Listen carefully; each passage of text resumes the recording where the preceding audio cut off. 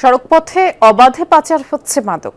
আজও কক্সবাজার থেকে ঢাকাগামী বাসে ৮ কেজি হেরোইন সহ ইয়াবা মিলেছে। পুলিশের দাবি এসব মাদকের মূল্য প্রায় ৮.৫ কোটি টাকা। বাস জব্দ করার পাশাপাশি ৩ জনকে গ্রেফতার করেছে পুলিশ। বক্সের ভেতর সুকৌশলে টেপ দিয়ে মোড়ানো চালানটি ঢাকায় পাঠানো হচ্ছিল।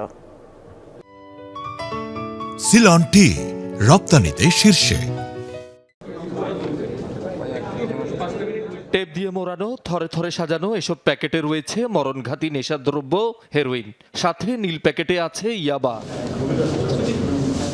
কক্সবাজার থেকে এসব মাদক যাচ্ছিল ঢাকায়। হানিফ পরিবহনের একটি বাসে বিশেষ কায়দায় বানানো বক্সে লুকানো ৮টি প্যাকেটে ছিল ৮ কেজি হেরোইন এবং আরেকটি প্যাকেটে ছিল ১৪,০০০ পিস ইয়াবা, যার বাজার মূল্য ৮ কোটি ৩৫ লাখ টাকা বলে দাবি পুলিশের। তবে এ চালান কার কাছে যাচ্ছিল তা নিশ্চিত হতে পারেনি পুলিশ।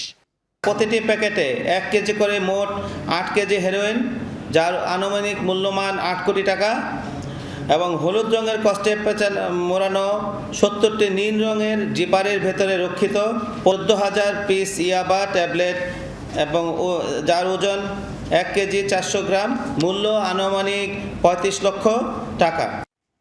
মাদক পরিবহনের ঘটনায় বাস চালক, সহযোগী সহ ৩ জনকে গ্রেপ্তার করেছে পুলিশ।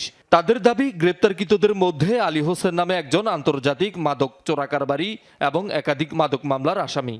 এত বড় একটা চালান, ৮ কেজি হেরোইন তো কম কথা না, অনেক বড় চালান। সেটা নিশ্চয়ই আমাদের আন্তর্জাতিক চোরাচালানের মাধ্যমে এটা বাংলাদেশে ঢুকেছে। আমরা প্রাথমিকভাবে যেটা জিজ্ঞাসাবাদ করেছি তাদেরকে, যে এটা কে দিল, কিভাবে আসলো, সেটা তারা এখনো আমাদের কাছে ওইভাবে কিছু বলে নাই। তবে আমরা চেষ্টা করছি তদন্ত করে এটার রুট কোথায় সেটা আমরা চেষ্টা করব। তাদেরকে আমরা রিমান্ডে আনবো, আরও রিমান্ডে এনে তাদেরকে আরও জিজ্ঞাসা করবো।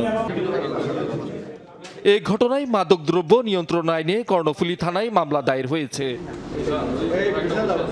শহীদুল সুমন, যমুনা নিউজ, চট্টগ্রাম। কক্সবাজার হতে মাদকদ্রব্য